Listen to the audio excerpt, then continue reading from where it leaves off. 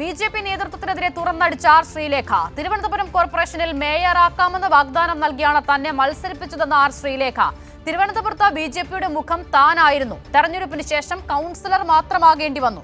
അവസാന നിമിഷം മാറിയത് എങ്ങനെയെന്ന് അറിയില്ലെന്നും ആർ ശ്രീലേഖ പറയുന്നു. ഈ ഇലക്ഷന് നിർത്തിയത് തന്നെ കൗൺസിലറായിട്ട് മത്സരിക്കാൻ വേണ്ടിയിട്ടല്ല, മേയറാകും എന്നുള്ള ഒരു വാഗ്ദാനത്തിന്റെ പുറത്താണ്. ഞാൻ വിസമ്മതിച്ചതാണ് ഇലക്ഷന് നിൽക്കാൻ.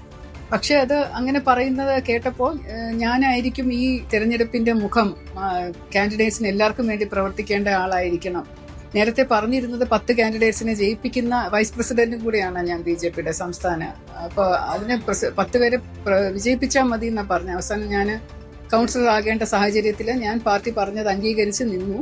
അങ്ങനെ തന്നെയാണ് പറഞ്ഞിരുന്നതും. അങ്ങനെയുള്ള ഒരു പടമാണ് എല്ലായിടത്തും കൊടുത്തിരുന്നതും.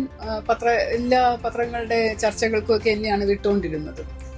ഇത് ലാസ്റ്റ് മിനിറ്റ് വരെ അങ്ങനെ തന്നെയാണ് ഞാനും കേട്ടിരുന്നത്. പക്ഷേ എന്തോ കാരണങ്ങൾ കൊണ്ട് അവസാന നിമിഷം മാറി.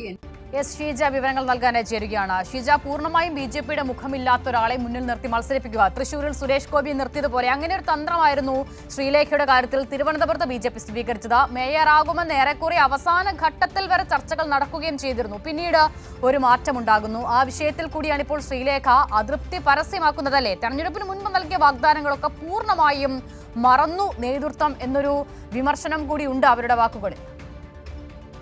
തീർച്ചയായും അത് തന്നെയാണ്. അവരുടെ വാക്കുകളിൽ നിന്ന് തന്നെ വ്യക്തമാണ് എത്രത്തോളം അസ്വസ്ഥതയും അതൃപ്തിയും അവർക്ക് ഈ വിഷയത്തിൽ ഉണ്ടായിരുന്നു എന്നുള്ള കാര്യം. കാരണം അവർ തന്നെ പറയുന്നു, തന്നെ മത്സരിപ്പിച്ചത് ഈ തദ്ദേശ തെരഞ്ഞെടുപ്പിൽ മത്സരിക്കാൻ തനിക്ക് താല്പര്യമുണ്ടായിരുന്നില്ല. പക്ഷേ മേയർ സ്ഥാനാർത്ഥിയായിട്ടാണ് മത്സരിക്കാനായി രംഗത്തിറങ്ങേണ്ടത് എന്ന് പറയുന്നു. തെരഞ്ഞെടുപ്പ് പ്രചരണ വേളയിലുടനീളം പോസ്റ്ററുകൾ അടിച്ചതും തെരഞ്ഞെടുപ്പ് പ്രചരണം നടത്തിയതും അടക്കം ആ രീതിയിൽ തന്നെയായിരുന്നു. പക്ഷേ അവസാന നിമിഷം തെരഞ്ഞെടുപ്പിൽ ഫലം വന്ന് അതിനുശേഷം ഫലം വരുന്നത് വരെയും ആ രീതിയിൽ തന്നെയായിരുന്നു കാര്യങ്ങൾ മുന്നോട്ട് പോയത്. പക്ഷേ അതിനുശേഷം തെരഞ്ഞെടുപ്പ് ഫലം വന്നതിന് ശേഷം അവസാന ഘട്ടത്തിലാണ് വി രാജേഷിലേക്ക് കാര്യങ്ങൾ എത്തിയത്. കേന്ദ്ര നേതൃത്വത്തിന് ഇതുമായി ബന്ധപ്പെട്ടുകൊണ്ട് വി രാജേഷ് തന്നെക്കാളും മികച്ച രീതിയിൽ ചിലപ്പോൾ പെർഫോം ചെയ്യും എന്നുള്ളത് കൊണ്ടായിരിക്കാം ആ രീതിയിൽ ഒരു തീരുമാനത്തിലേക്ക് എത്തിയത്. ഏതായാലും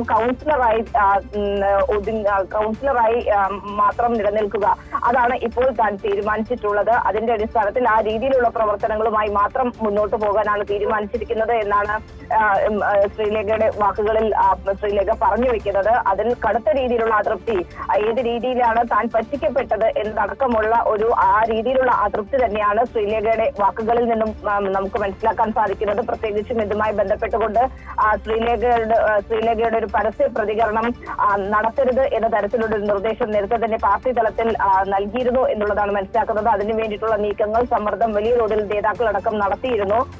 ഈ ഒരു ഘട്ടത്തിൽ കൂടിയാണ് ഈ ഒരു പ്രതികരണം പുറത്തു വരുന്നത് എന്നുള്ളതാണ് ഇപ്പോൾ ഏറെ പ്രസക്തമാകുന്നത്.